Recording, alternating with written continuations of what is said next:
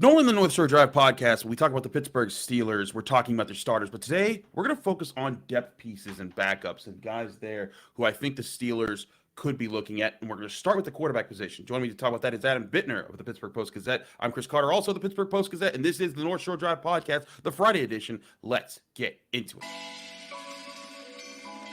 You are now listening to the North Shore Drive podcast, a show on all things Pittsburgh sports from the writers of the Pittsburgh Post-Gazette, hosted by Christopher Carter.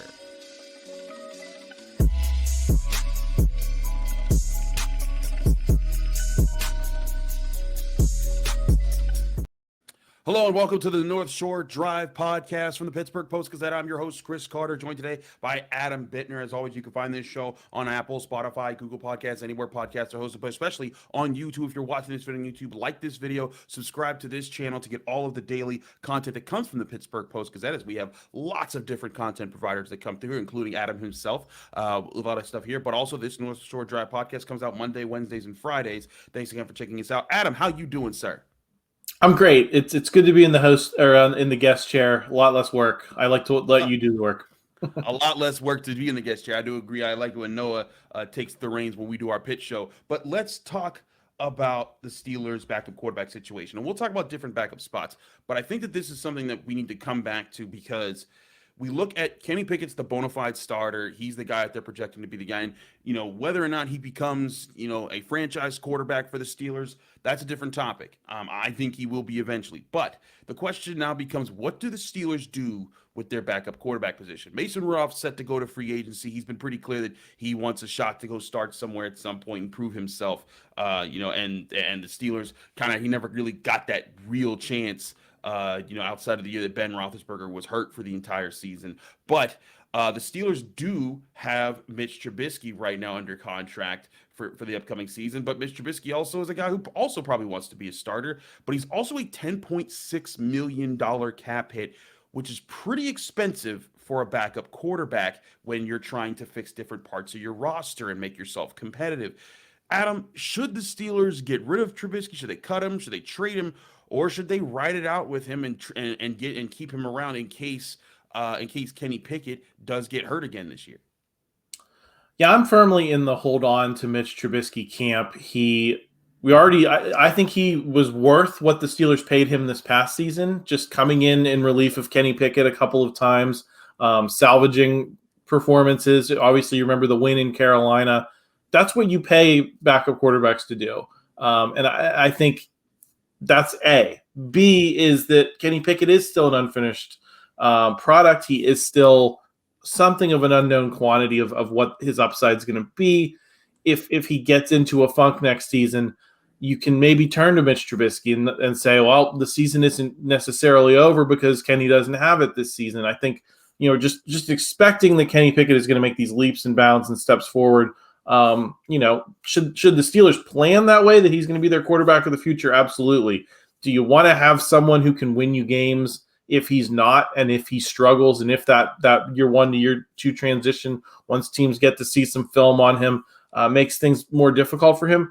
I think so. Now, that doesn't mean that there aren't other guys that could fill Mitch Trubisky's shoes for maybe a little bit less money and save you money against the cap and free you up to make other moves. But it does, he's the guy that you've had in here for a year. You know him. You've put in time, going through his struggles at the beginning of the season to the point where he matured by the end, and helped lead them to wins. So I think he would be worth that amount of money. If you look at the amount of money that the Steelers would be investing in their quarterbacks overall, it would still be a fraction of a lot of top teams, which means you should still have plenty of cap space to address other areas if need. So I'm firmly in the camp of keep Mitch Trubisky for another year, and then you'll have to reevaluate. But I think he's a nice safety net for Kenny Pickett for multiple reasons. I agree that the safety net is very important. And you're right. Him coming back in, even after he lost his starter position, him coming back in was big for the Steelers because it allowed them to go and be, to go out there and win some games, especially down the stretch with the Carolina Panthers. Him coming back in there, him coming in against the Buccaneers, those moments were important. But here's where I'm a little concerned is that he did that this year as a $3.6 million cap hit. That is all fine and good. When the Steelers drew up this 2-year contract, as the Steelers have over the past several years, when they give these guys these 2-year deals, it's kind of a prove it situation where if you prove you're a starter and you're worth this big cap hit in the second year, not only will they keep you, they'll probably extend you. They'll find a way to keep you around. Mitch Trubisky, though, $10.6 million. That's a lot of money to be taken up on the roster right now. That puts him just outside the top 5 as far as paid players. TJ Watt, Cam Hayward, Minkah Fitzpatrick, all the guys there. And then William Jackson III, pretty sure he's going to be moving on, or that contract number will be changing soon. So he is the fourth highest offensive paid player, with Deontay Johnson's contract, James Daniels' contract, and Chukwuma Okorafor as far as cap hits go.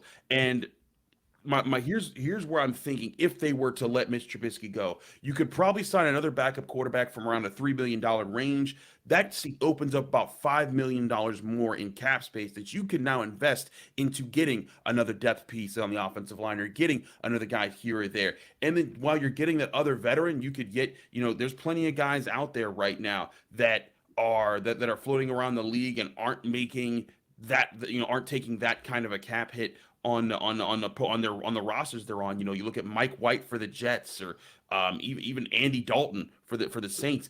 Getting a guy like that, I don't think would be too much of a challenge if the Steelers really wanted to do so in free agency. And then you can even also use one of your later draft picks on getting another quarterback, or finding a guy there and saying, hey, here's a young quarterback, here's a vet quarterback, bringing them in, letting them work with Kenny Pickett. And while Kenny Pickett's still the guy, so you do have an insurance policy. But I think the Steelers are in a position where a lot of people have been saying, ever since Ben Roethlisberger was looking like he was going to retire, oh, well, the decade's lost. They're about to spend the next 10 years just being a terrible team or whatever. I don't think so. I think that TJ Watt's still a great player. Minkah Fitzpatrick's still a great player. I think they've got some really good pieces on offense that are developing. I think this team, if the right moves are made this offseason, and not aggressively like trading 3 first-round picks to get Jalen Ramsey or doing things that the Rams did, but natural building, they can be a real competitor next season. And part of that, I think, though, is opening up the cap space to be able to sign some of your guys longer term, and to be able to say, hey, let's get depth pieces on different positions, where we'll get to those in a minute.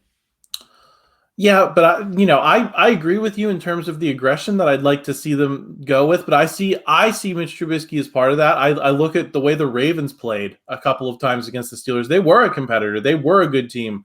They were a team that at certain points you thought might contend in the AFC. They kind of faded toward the end. Why? Because Lamar Jackson got hurt, and you had Tyler Huntley just not measure up. And you're right, there are guys who maybe would not be such a dramatic fall off, but I do think a team in the Steelers position, I think having a good backup quarterback and a guy who fits the things you want to do with your starting quarterback, I think there's some overlap with Kenny Pickett's game and Mitch Trubisky's game. And that could be the difference between, winning that game that gets you into the playoffs or not. The Steelers were almost in that position this year, where Mitch Trubisky going down and winning that game in Carolina could have been, if the cards fell a little bit differently, the difference between making the playoffs and not. And that's why I look at everything you're saying, and I agree with it in terms of this is the team that has a chance to, if not be like a top team in the AFC, then a team that at least is competing for playoff spots and maybe getting a playoff win. If that's what our expectations are for the Steelers next year, I think having Mitch Trubisky helps you get there more than other moves that you could make.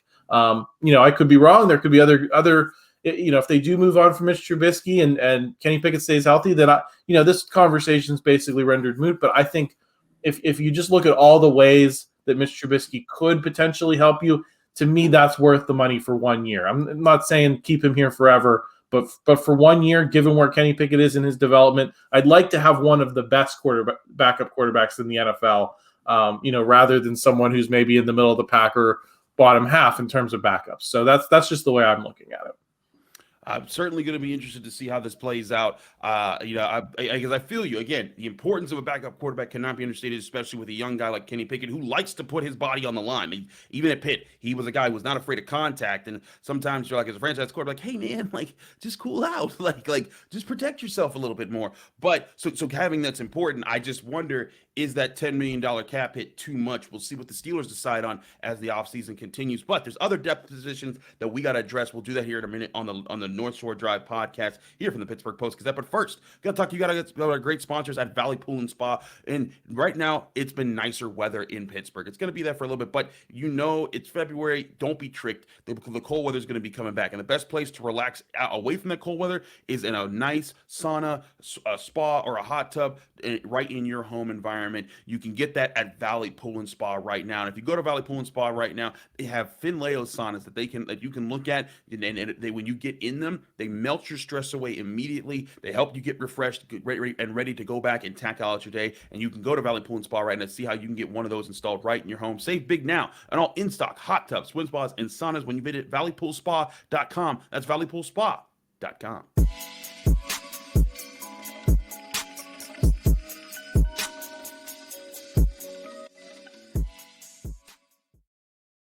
Back here on the North Shore Drive podcast, I'm Chris Carter with Adam Bittner.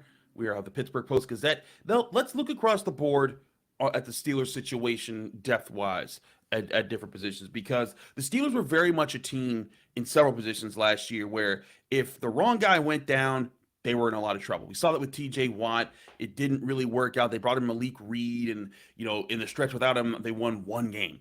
And that was kind of what doomed their season for a bit. So edge rushers, one, I think everyone's going to want to talk about, but also places where they were kind of fortunate this past year. The offensive line never had a game where one of their starters was out for the game. There was a game where I think Mason Cole was injured for the second half of it, but every game, every offensive lineman that started the start of the season started every single game of the year. You don't get that every year, and it makes me question, what are the most important depth spots on this roster right now that need fortified in this offseason, being it the draft or free agency? Adam, is there any spot that you're looking at higher than any other?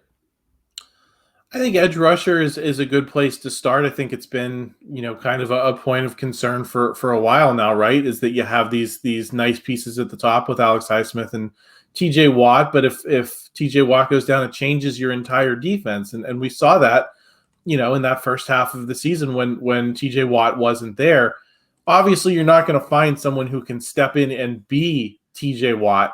That's impossible, pretty much across the board. But you want someone who's at least maybe going to allow you to stay within your defense and not have to change things too much, or not have the way opposing offenses attack you change dramatically because they don't have to account for nearly as much of a pass rush as they do when TJ Watt's in there. So, I look at that. I also look at depth building a little bit in terms of, you mentioned the offensive line. I think you want to look for upgrades. And then I think you want some of the pieces that you have playing or that you have under contract to kind of become those depth pieces, if that makes sense. So I think that's almost a better way to look at it, is how can I get better at some of these positions while I can keep some of these guys around who may be better suited to a backup role than they are being a starter role. I think that's certainly true on the offensive line where, a guy like Dan Moore, do you want him starting for the long term? Probably not. But, if you draft an offensive tackle, if you go get Broderick Jones, if you go get Peter Skoronski in the draft, and those guys prove to be upgrades, is Dan Moore someone you still want to hold on to? Probably. And so then you kind of kill two birds with one stone there, by adding an upgrade, but also having a depth piece to replace that starter, rather than having to rely on free agency and going out or the draft and going out and getting all of these guys. You can keep some of it internal, if that makes sense.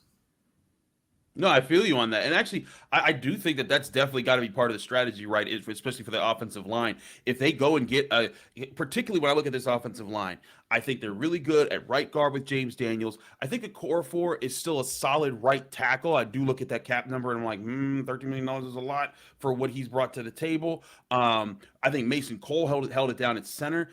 Kevin Dotson, I thought, was mercurial in how he could be really good or really bad a lot all season. And at the end of the season, he trended a lot more to really good. And then Dan Moore, a guy who was second-year, fourth-round pick, you're fine with that. But they don't need to be fine at the offensive line. They need to be really good. And so I look at Dotson and Moore right now as the guys where if the Steelers find a way to get, say, Osiris Torrance from Florida as a guard option to go in there and replace Kevin Dotson, or if they go and get Paris Johnson or Peter Skoronski or even DeJuan Jones, and that guy goes in and that's what puts Dan Moore to the back, I think you're right. Those are two guys who have been starters who you can rely on as backups at least for this next year, and that gives you the depth itself. So that's certainly a group that I look at. One group that some people look at is the wide receiver position.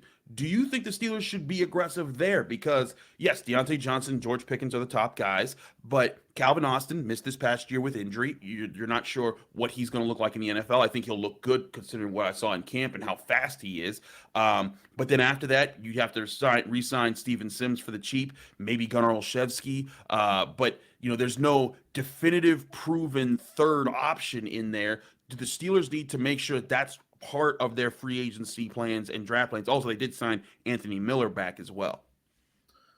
Yeah, I think I think you can afford to get better at 3. I think you can afford to get better at 4 and 5. I think that's something that makes things easier for Kenny Pickett when he has more weapons to play with. And that doesn't necessarily mean you need to spend a ton of money.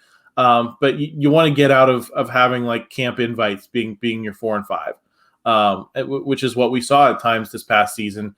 I think you want to have bona fide guys, maybe guys who were, special team aces that can help you out. So, yeah, I think if you draft one and sign one, I think that puts you in a position where, Calvin Austin can find his way. You probably hope that he ends up being that number 3, fills that slot position well. But if you draft one, sign one, and you have 5 legit NFL, they belong on NFL roster type of guys, I think that makes the receiving core better, even if it's not spectacular.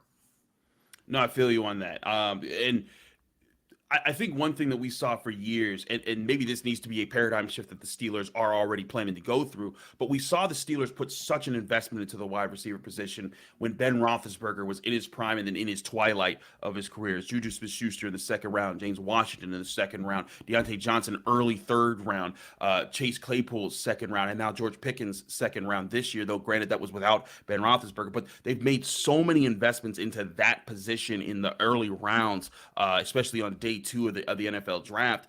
I feel like that time needs to at least slow down for a little bit for the Steelers, because they need to get stronger in the trenches. And look, wide receiver is one of those positions where if you do it right, you never have to pay too many of them. The big bucks. Like, what the Bengals are looking at right now, they've hit, but now there's questions. Can they keep T. Higgins because they were paying Tyler Boyd? They know they're about to have to pay Jamar Chase and those types of situations. But if you keep hitting on wide receivers, I think that's a good thing to have in your arsenal, and that's what the Steelers have had for some years. But now Kenny Pickett's a young quarterback. You got George Pickens. You've signed Deontay Johnson.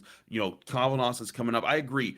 Maybe sign and draft guys, but don't make them the priorities in either of the situations, because I think this team needs to get strong on the offensive line, the defensive line, linebacker, and cornerback. Those are the 4 groups that I continue to stare at the most at with all the prospects and players out there available.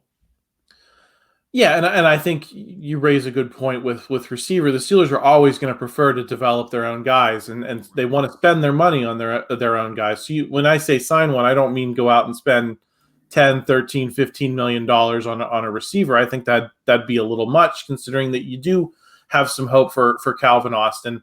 But paying someone 4, 5, 6 million, someone who is a solid NFL player, but maybe not a star, that's something I think that you have to look at. Maybe bringing someone in here on a 2-year deal that's kind of a little, it gives you a little bit of term, but also gives them the ability to prove it and go out there and maybe get a bigger contract later. So that's kind of how I'm looking at it. Is you want that mid tier. You don't want to go to those big guys, because the Steelers do not like to invest that way, and it makes sense and it's worked for them. So you don't want to mess with that model, but you also want to get better if you can. No, I hear you on that.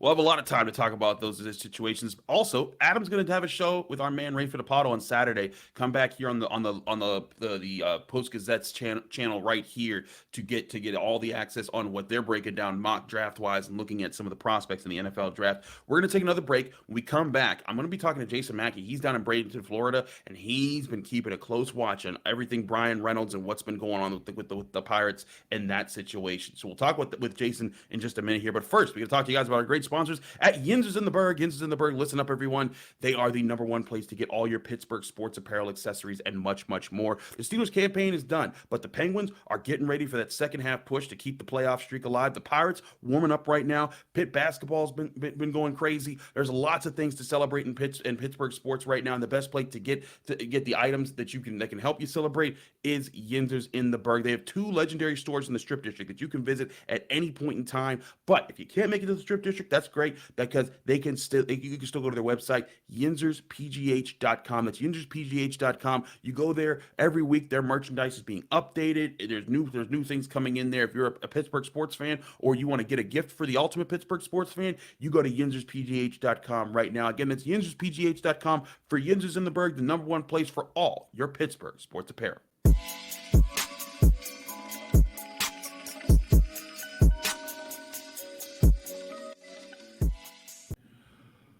We're back here on the North Shore Drive podcast from the Pittsburgh Post-Gazette. I'm your host, Chris Carter, and we switch now to the Pirates.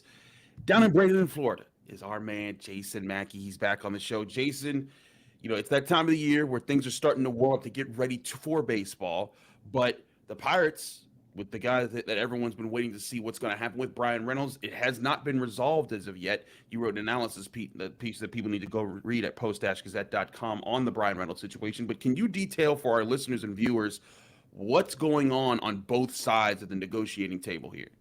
Yeah, and Chris, that's probably the root of it here. There's not much of a negotiating table. I think fans rightfully wish that there was a negotiating table. There was at one point, but you have Reynolds looking for basically 8 years, $135 million, give or take. The Pirates offering 6 years, $80 million, give or take. And Brian Reynolds talked the other day, I thought did a really good job, but basically talked about his trade request that he made back in December was the result of them having a vastly different view on his value of a player. I would agree with that. Now, basically, what happens?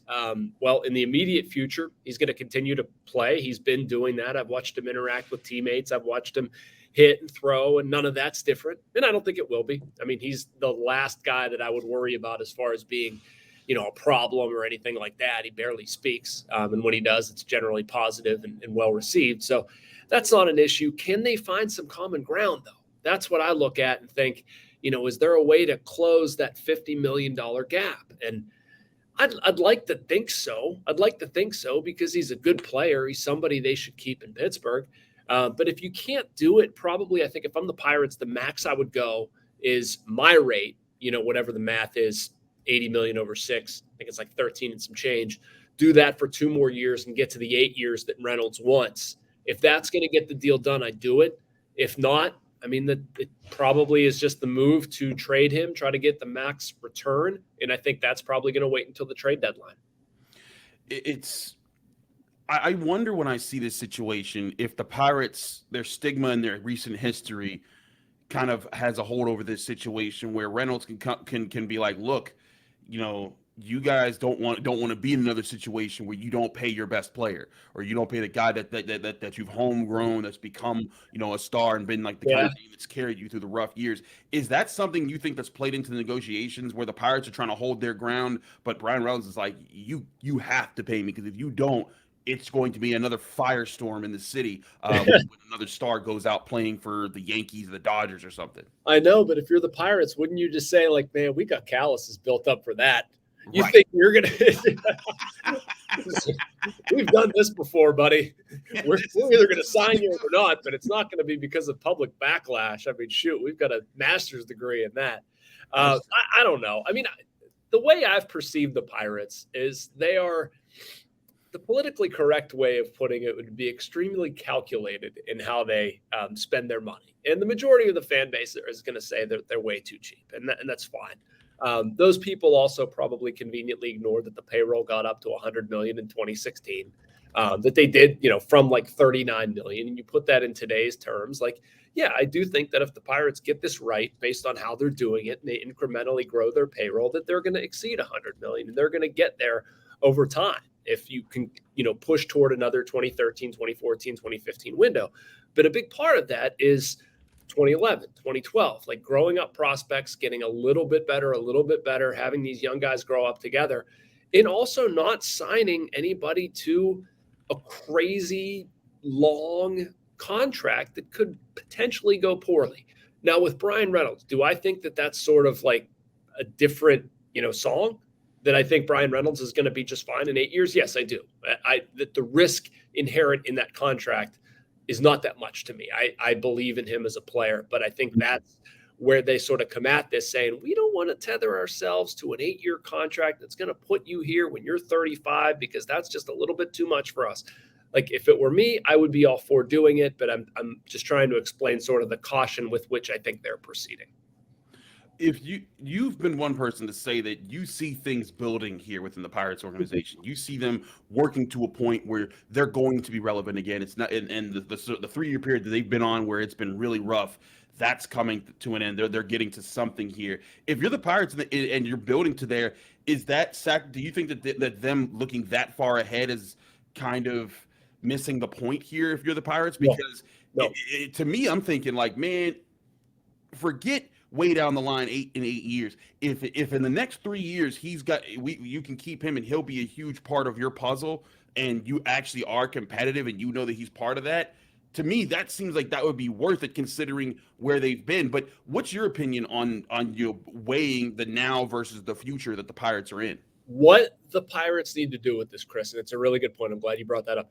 Their payroll can't afford to be like other teams, and that what they're trying to do is create a pretty tight band. Like they never want to go too high, never want to go too low. No, people are going to get upset about never going too high. I understand that. But you look at teams like the Reds, where you sort of like jettison all these guys and then they bottom out to a certain level. Like they're trying to build something that is independent of that. And you do that by getting a bunch of young players, developing them appropriately, bringing them up. Some of them, they're going to be hard decisions that you're not able to keep them, and you trade them and then you flip them for prospects. Like, again, Tampa Bay Rays, Cleveland Guardians, those are two very good models right now in what the Pirates are trying to do. So the Reynolds contract is tied into that just because you generally with those teams don't see that much of a commitment to one player. Now, there are certainly exceptions. Like Wander Franco right now I probably wouldn't put him in the Brian Reynolds bin, but maybe an O'Neill Cruz bin. Like that type of conversation. Kevin Kiermaier from the Rays, well, not with the Rays anymore, but was with the Rays. Like that might be a Reynolds deal, but Reynolds is more of a premium offensive player than Kiermaier was, and would obviously trump that deal in a big way. So, I mean, that's why it might not work. Anyway, what I'm trying to say is the amount of money and resources they lump into one specific contract in a lot of these teams are minimal. It has to be the right situation. And so an argument could be made that this is not the right one, as much as anybody might like Reynolds as a player. I hear you on that. Let's step away from Reynolds. What are some of the takeaways you've had in your time in Bradenton so far? Saw you talking to Brian Hayes and how he's put on weight. What are your feels from the things that you've gotten from guys? He looks really good, man. Really, really good. Like he's still moving around, but I mean, it is very obvious that he's added some weight and added some pop. So did Cruz, actually. That's something that I didn't necessarily write, or we didn't talk about a lot with him because there were other things to address. But I mean, he is a big boy to begin with, and is an even bigger boy lately. So that's been some takeaways. This is a more down the line thing, maybe just because it's fresh on my brain, and I was talking to some guys about it this morning. But Austin Hedges, the catcher they signed this offseason, a lot of people were upset about his batting average, which, be that as it may, he's been really good for this pitching staff so far and will continue to be. Just talking guys through bullpens, working with pitchers. I watched him have a long conversation with Henry Davis in the clubhouse this morning about who knows what. Just a really has a presence about him. And I like that. And then the good young players, too, is another thing I would say. Like Endy Rodriguez is all cut up and added weight and looks really good. And I mean, he's somebody that, is obviously going to be an important part of this thing. Henry Davis, same deal. Quinn Priester, Mike Burrows threw a bullpen yesterday. Like these exciting young players that people are going to see in Pittsburgh We're seeing them now, and they have a lot of them. And that, again, we're talking about how they're building this thing and how it's going to work. It involves those guys. I hear you on that. I'm excited to see what some of the young Pirates do, man, because there's guys like Quinn Priest said, like we've been waiting to see them come up. I'm hoping that you get to write a lot of stories about these guys. You get to write a lot of stories about these guys making their moves this year. Jason Mackey, ladies and gentlemen, he's down in Bradenton, Florida. He's covered everything Pirates as they're getting ready for the season. Jason, thanks so much for joining us here on the North Shore Drive podcast. We appreciate you. We appreciate all our viewers and listeners here on the North Shore Drive podcast. We're back next Monday covering all things Pittsburgh sports. Thanks again for Adam Bittner for being on the show earlier. We'll be talking Steelers next Monday coming out, looking at draft situations, getting ready for free agency. A lot to talk there. We'll see you then right here on the North Shore Drive podcast from the Pittsburgh Post-Gazette. Thanks for tuning in to another episode of the North Shore Drive podcast of the Pittsburgh Post-Gazette. If you're watching this video on YouTube, please like the video and subscribe to our YouTube channel. For 6 months of digital access to post-gazette.com for just $6, click the link down below in the description.